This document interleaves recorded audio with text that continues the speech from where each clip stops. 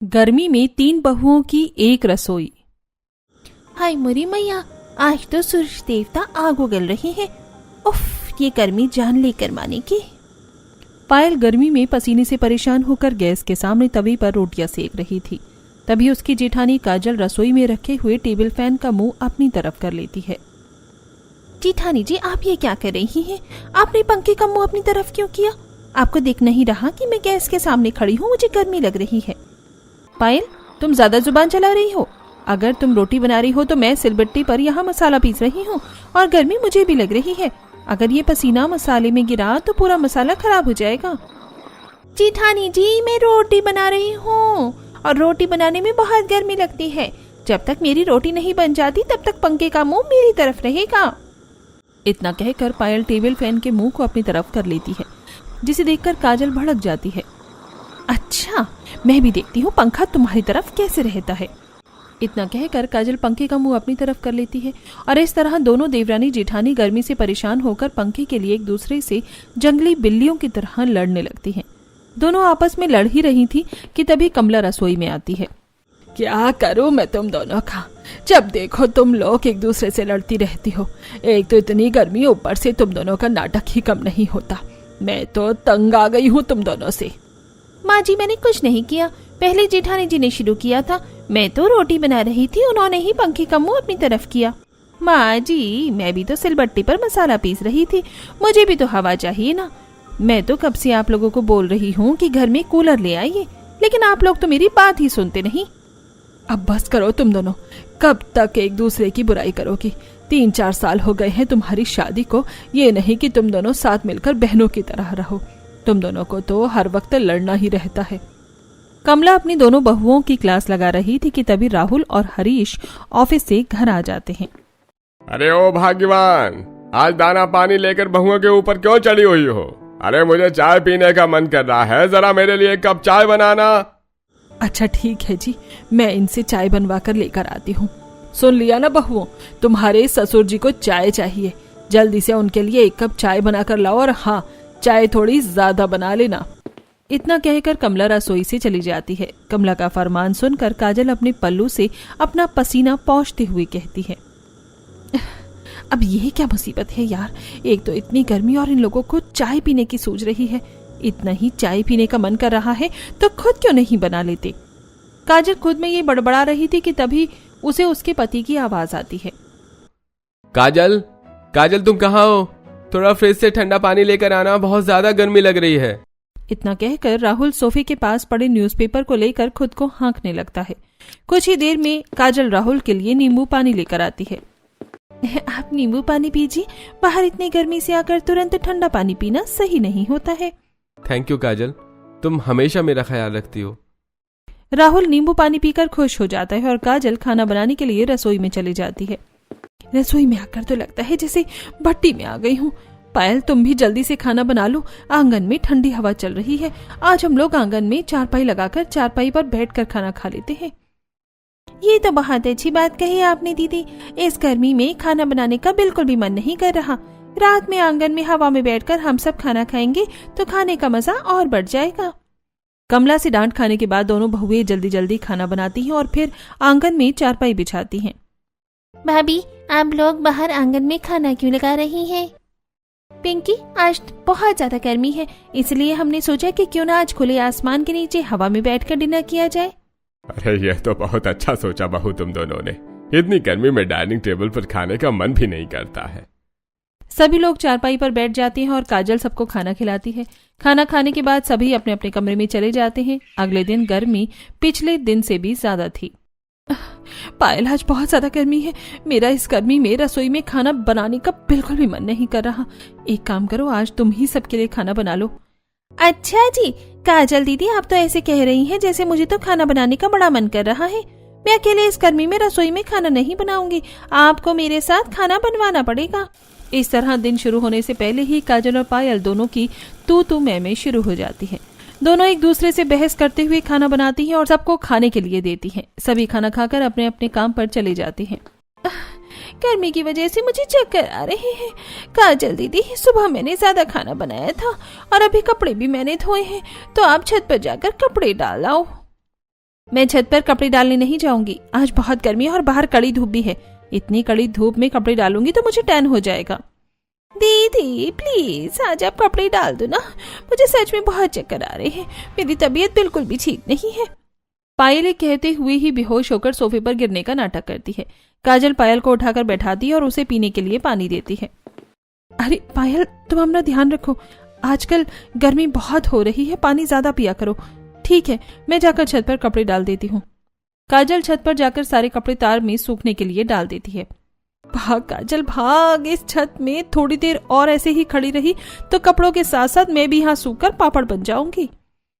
इतना कहकर काजल छत से बाल्टी लेकर नीचे आ जाती है। देखते ही देखते दोपहर से शाम हो जाती है। कमला गुस्से में चिल्लाती है, अरे तुम दोनों काम चोरों का मैं क्या करूं?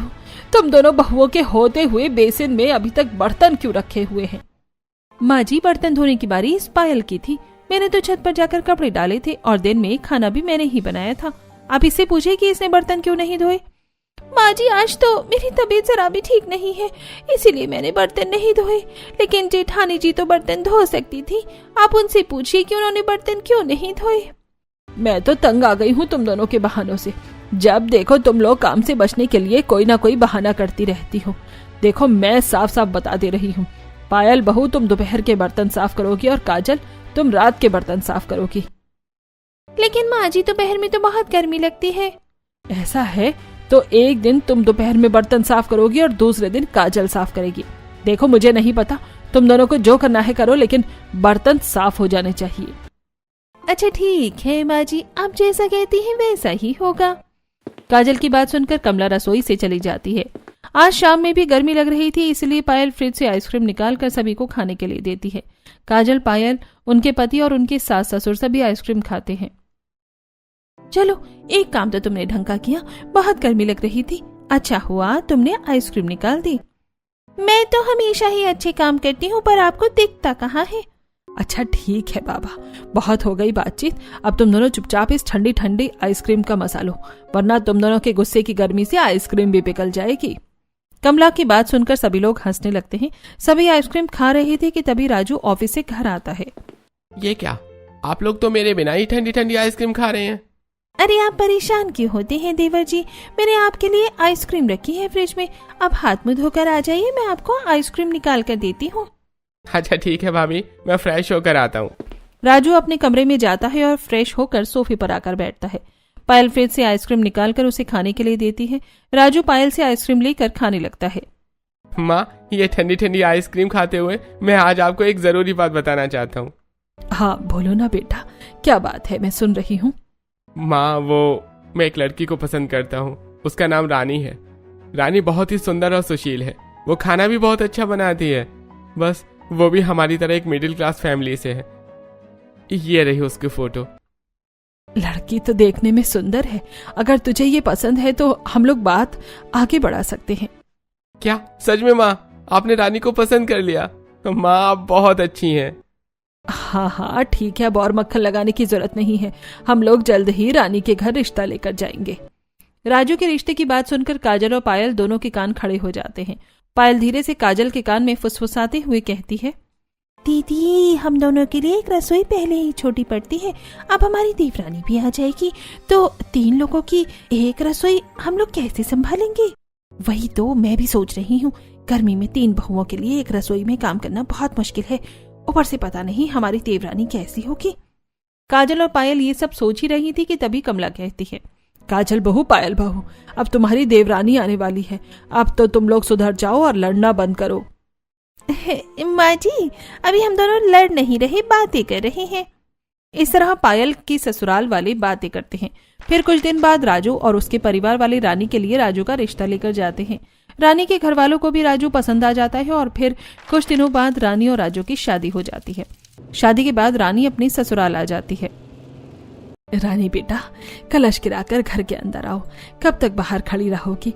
बाहर बहुत ज्यादा गर्मी है, तुम भी पसीने से पूरी भीग गई हो। चलो अच्छा है माँ जी ने मुझे अंदर बुला लिया, वरना मुझे लग रहा था कि मैं आज यहाँ खड़े खड़े ही पसीने से नहा लूंगी। रानी अपने पैरों से कलश गिराती है और घर के अंदर आती है। बहू, अब इस आलते की थाली में हाथ रख और अपने हाथ के निशान इस तरफ की दीवार पर लगा। पता नहीं ये सारी रस्में कब खत्म होंगी। मुझे तो मेरी शादी के जोड़े में बहुत गर्मी लग रही है। बहू, तुम्हें देखकर लग रहा है कि तुम बहुत थक गई हो। एक काम करो, तुम अपने कमरे में जाकर आराम करो, बाकी की रस्में हम लोग कल करेंगे। और करो गर्मी में शादी। गर्मी में शादी करने से यही हालत होती है। देखो कैसे पसीने से भीगी हुई हो। हम दोनों की शादी तो ठंड के मौसम में हुई थी। अरे तुम लोग फिर शुरू हो गई। काजल बहू, रानी तुम्हारी ही देवरानी है। तुम्हें रानी से बात करने का बहुत टाइम मिल जाएगा, लेकिन अभी रानी को उसके कमरे में लेकर जाओ। मैं शादी के सारे फंक्शन से थक गई हूँ। पिंकी, एक काम करो, तुम अपनी भाभी को उनका रूम दिखा दो। मैं जा रही हूँ थोड़ा आराम करने। इतना कहकर काजल अपने कमरे में चली जाती है और पिंकी रानी को लेकर उसके कमरे में जाती है। रानी को बहुत गर्मी लग रही थी, इसलिए वो अपने साथ लाए हुए एसी को ऑन करती है। अच्छा हुआ पापा ने शादी में मुझे एसी दिया, वरना इस गर्मी में तो मेरी हालत खराब हो जाती। रानी एसी चालू करती है और आराम से सो जाती है। अगले दिन उसकी पहली रसोई थी। रानी सुबह सुबह नहा धोकर अपनी सास के पास उनके कमरे में जाती है। माँ जी, खाने में क्या बनाऊं? बहू, तुझे खाने में जो भी बनाना आता है वो बना दे। बस जो भी बनाना गर्मी को ध्यान में रखकर बनाना। अच्छा ठीक है माँ जी। इतना कहकर रानी अपनी सास के कमरे से चली जाती है और रसोई में जाती है। बाप रे बाप, ये रसोई है या आग की भट्टी? यहाँ आते ही इतनी गर्मी लग रही है, लग ही नहीं रहा है कि मैंने सुबह सुबह नहाया है। रानी बेटा, इतनी गर्मी में तू अपने ससुराल वालों को क्या खिलाएगी? सोच। रानी पहली रसोई में क्या बनाएगी यही सोच रही होती है। फिर कुछ देर बाद उसे एक आइडिया आता है और वो खाना बनाना शुरू करती है। वो मीठे में खीर और भी बहुत कुछ बनाती है। खाना बन जाने के बाद जब सभी लोग डाइनिंग टेबल पर बैठते हैं तब, देवरानी जी, आपने अपनी पहली रसोई में क्या बनाया है? जेठानी जी, मैंने अपनी पहली रसोई में चावल, लौकी की सब्जी, बूंदी का रायता, खीर और ये स्पेशल शरबत बनाया है। क्या रानी, तुमने अपनी मेहनत बचाने के लिए अपनी पहली रसोई में कुछ बनाया ही नहीं। हम दोनों ने तो अपनी पहली रसोई में 2-3 तरह की सब्जी, फ्राइड राइस और भी बहुत कुछ बनाया था, लेकिन तुमने तो गर्मी से बचने के लिए इतना कम खाना बनाया है। तुम लोग फिर शुरू हो गई। अरे पहले खाना खाकर तो देखो कि तुम्हारी देवरानी ने कैसा बनाया है खाना। कमला के कहने पर काजल और पायल दोनों चुप हो जाती हैं और सभी लोग रानी के हाथ का बना खाना खाते हैं। हरीश जैसे ही खाना खाते हैं, अरे वाह भाई वाह, रानी बेटा तुमने क्या खाना बनाया है। काजल बहू, पायल बहू, तुम दोनों रानी से कुछ सीखो।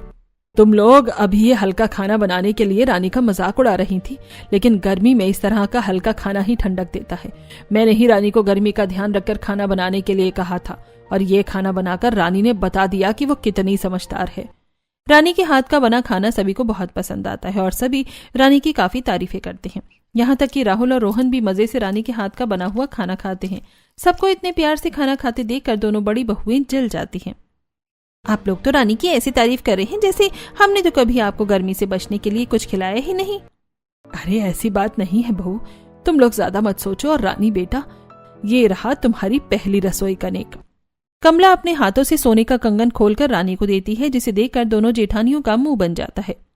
माँ जी, आपने तो मुझे अपनी पहली रसोई में नेक में 500 रुपए दिए थे और अभी देवरानी जी को सोने के कंगन दे रही है। पायल बिल्कुल सही कह रही है माँ जी। वैसे भी घर के पुश्तैनी कंगन पर तो बड़ी बहू का ही हक होता है ना, फिर आप छोटी बहू को ये क्यों दे रही हैं? काजल बहू, पायल बहू, मैंने ये सोने के कंगन हमेशा से ही राजू की होने वाली पतली के लिए संभाल के रखे थे, इसलिए आज पहली रसोई में मैं उसे कंगन दे रही हूँ। और ये मेरा कंगन है, ये मैं कंगन किसी को भी दूंगी, ये मैं तय करूंगी। समझी तुम दोनों? कमला से डांट खाने के बाद काजल और पायल दोनों चुप हो जाती हैं। सभी लोग अपना खाना खाते हैं और फिर अपने अपने कमरे में चले जाते हैं। काजल और पायल, जो दोनों अभी भी रानी से जली हुई थी, एक दूसरे से बात करती हैं। दीदी, इस कल की आई लड़की ने तो अभी से घर वालों को अपनी तरफ कर लिया है। अगर ऐसा ही चलता रहा तो इस घर में हमें कोई पूछेगा भी नहीं।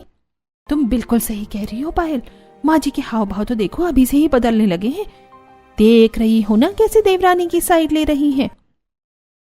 हाँ दीदी, मैं तो देख रही हूँ, इसीलिए तो मैं आपसे कहना चाहती हूँ कि हमें अब आपस में लड़ना बंद कर देना चाहिए और साथ मिलकर नई मुसीबत को संभालना चाहिए। पायल, तुम बिल्कुल सही कह रही हो। ये रानी ससुराल आते ही सबके मन में जगह बनाने की कोशिश कर रही है ना। हम दोनों इसे इतना परेशान करेंगे कि इसे समझ में आ जाएगा कि हमारे घर में किसकी चलती है। बिल्कुल दीदी, हम लोग ऐसा ही करेंगे। इस तरह काजल और पायल रानी को लेकर तंग करने का प्लान बनाती हैं। ऐसे ही दिन गुजरते हैं। रानी अपनी ससुराल में धीरे धीरे एडजस्ट होने की कोशिश कर रही थी। एक दिन रानी रसोई में सुबह का नाश्ता बनाने के लिए जाती है, तभी काजल रसोई में आती है। रानी, आज राहुल जी को ऑफिस जल्दी जाना है, इसलिए तुम थोड़ा रुक कर खाना बना लेना। पहले मुझे खाना बना लेने दो। मैं तो किचन में पहले आई थी ना, पर कोई बात नहीं, जेठ जी को तो ऑफिस भी जाना है, मैं ही थोड़ा इंतजार कर लेती हूँ, इंतजार करने में क्या ही चला जाएगा। ये सोचकर रानी अपना खाना बनाने का सामान हटाकर रसोई खाली कर देती है। फिर काजल आराम से रसोई में अपना खाना बनाती है।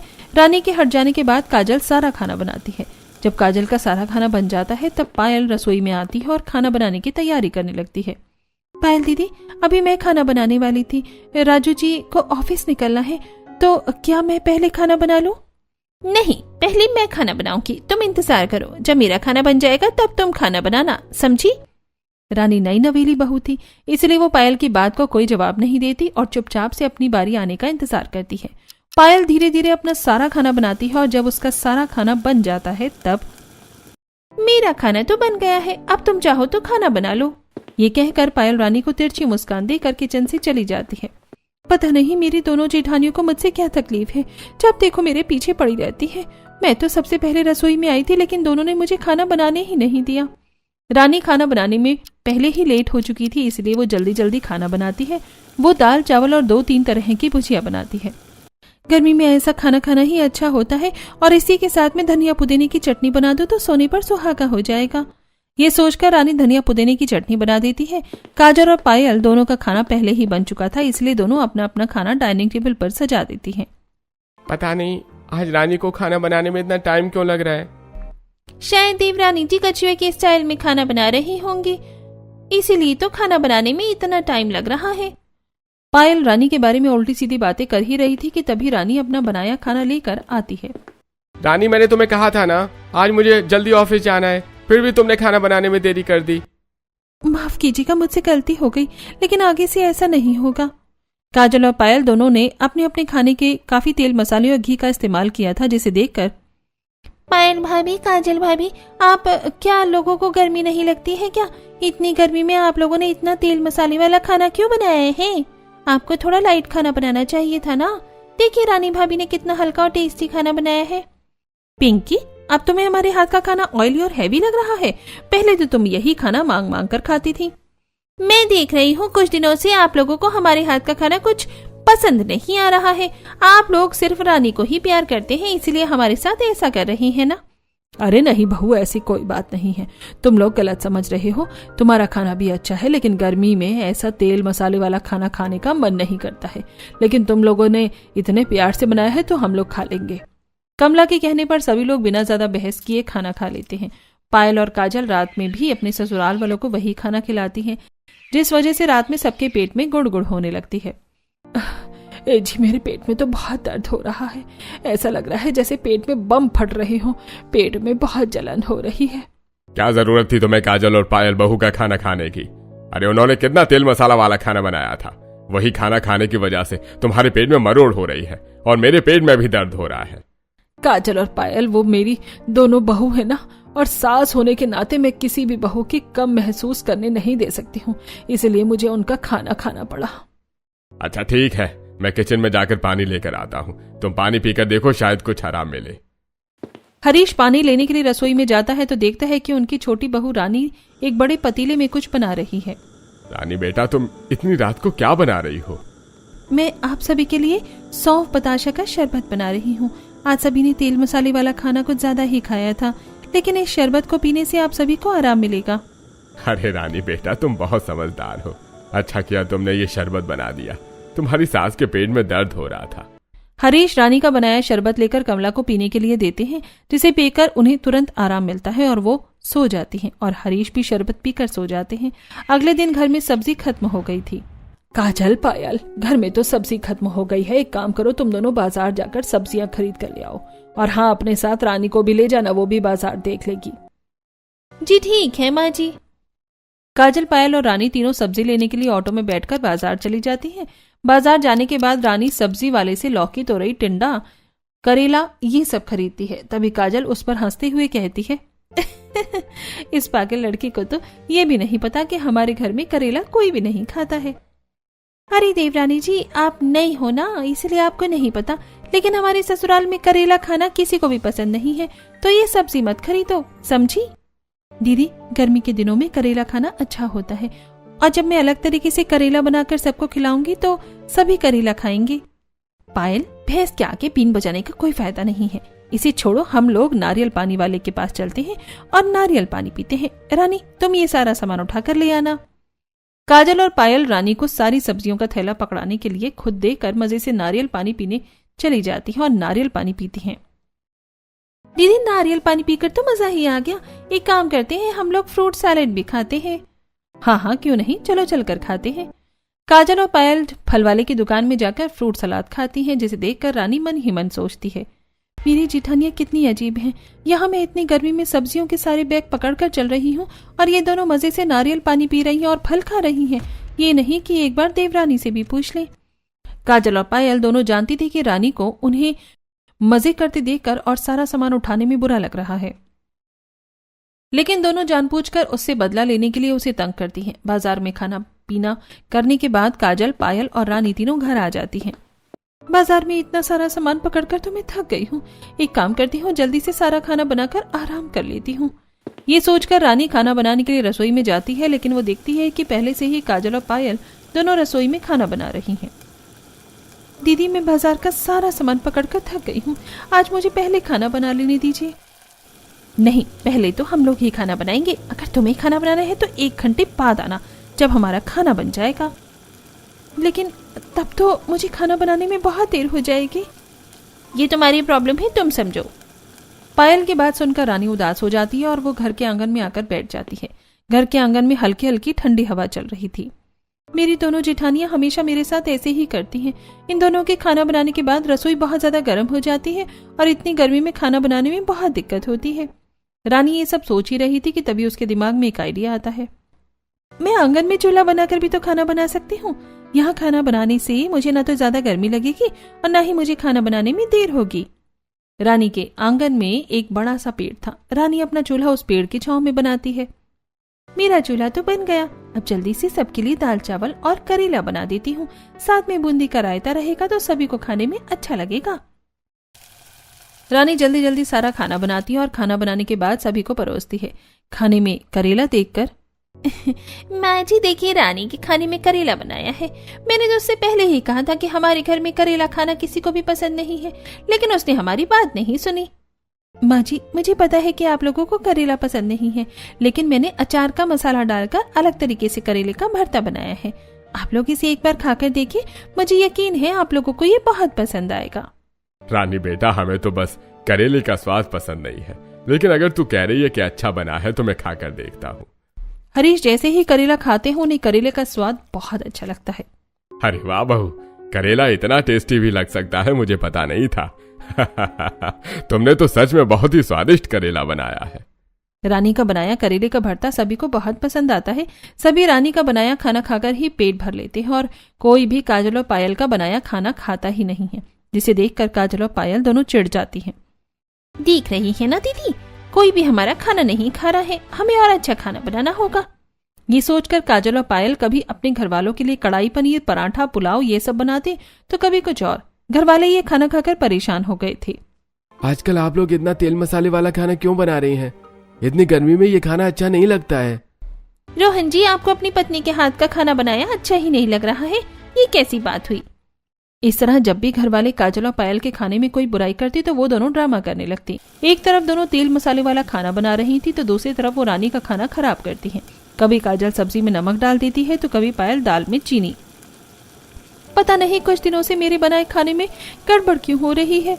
रानी ये सोच सोचकर परेशान थी कि तभी एक दिन तेल मसाले वाला खाना खाकर कमला बीमार हो जाती है। हाय राम, मैं मर गई। आज तो मेरे पेट में बहुत ज्यादा दर्द हो रहा है। आए, कोई डॉक्टर को बुलाओ। रोहन जल्दी से डॉक्टर बुलाता है और डॉक्टर आकर कमला को चेक करते हैं। देखिए, इतनी गर्मी में कोई इतना तेल मसाले वाला खाना खाता है क्या? हाँ, ज्यादा तेल मसाला खाने से ही उनकी तबीयत खराब हुई है। आप लोग ठीक रहना चाहते हैं तो ठंडी तासीर वाला खाना खाइए। काजल बहू, पायल बहू, मैंने तुम दोनों को समझाया था कि ऐसा खाना मत बनाओ, लेकिन तुम लोगों ने मेरी नहीं सुनी। अब तुम दोनों खाना मत बनाना। रानी बहू खाना बनाएगी, तुम उसकी मदद करना। ऐसे ही दिन गुजरते हैं। एक दिन रानी रसोई में खाना बना रही थी। वो आलू उबलने के लिए कुकर में डाल देती है। उफ, ये गर्मी, इतनी गर्मी में तो खाना बनाना बहुत ही ज्यादा मुश्किल है और आज कुछ ज्यादा ही गर्मी लग रही है। एक काम करती हूँ, जाकर कमरे में थोड़ी एसी की हवा खा लेती हूँ, तब तक आलू भी उबल जाएंगे। ये सोचकर रानी अपने कमरे में चली जाती है। तभी रसोई में पायल आती है। ये देवरानी की बच्ची फिर अच्छा अच्छा खाना बनाकर घर वालों को इम्प्रेस करने में लगी हुई है, लेकिन मैं ऐसा नहीं होने दूंगी। इतना कहकर पायल कुकर खोलती है और कुकर में से थोड़ा सा पानी निकालकर फेंक देती है। अब जब कुकर में पानी ही नहीं रहेगा तो ये आलू उबलेंगे ही नहीं और कच्चे रह जाएंगे।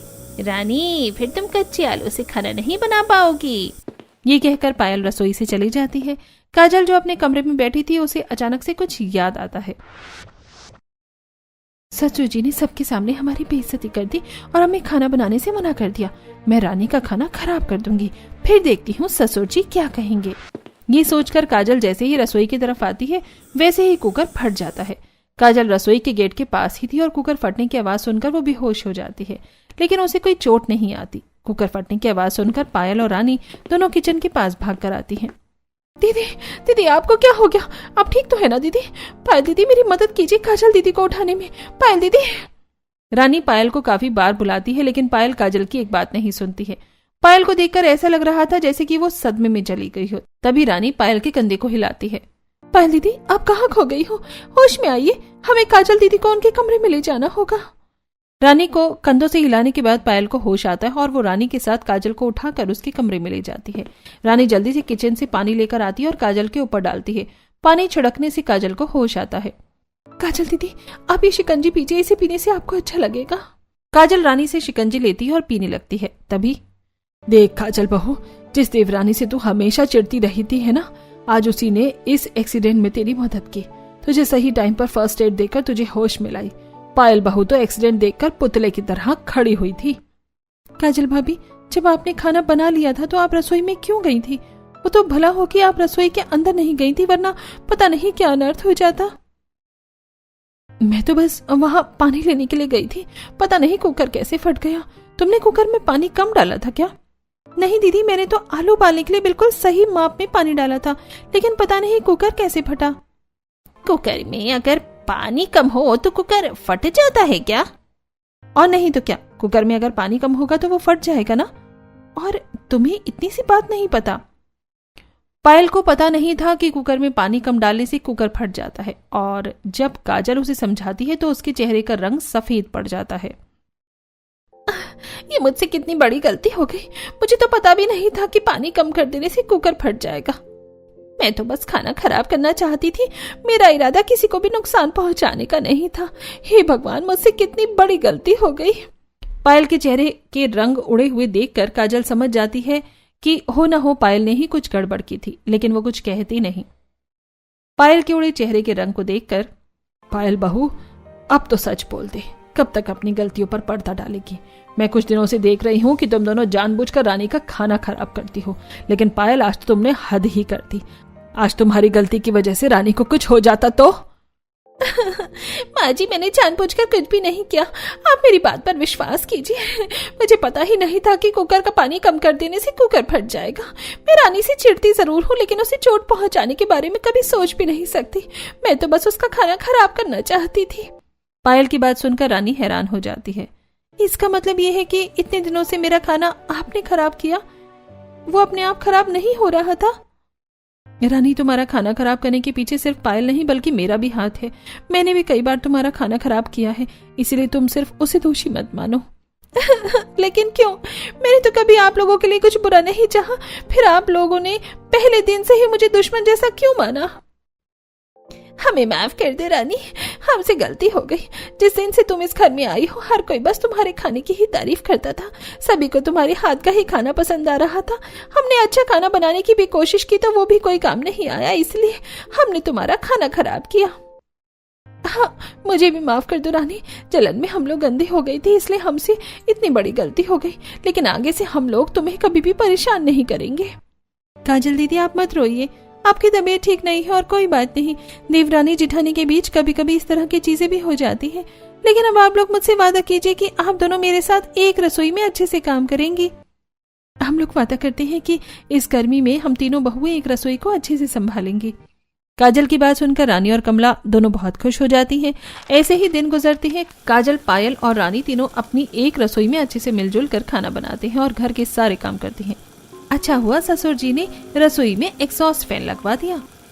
हाँ दीदी, एग्जॉस्ट फैन लग जाने से किचन की गर्मी आधी हो गई है। अब खाना बनाने में हमें गर्मी नहीं लगती और जब से हमने ठंडी तासीर वाला खाना बनाना शुरू किया है तब से घर वाले भी हमसे खुश रहते हैं।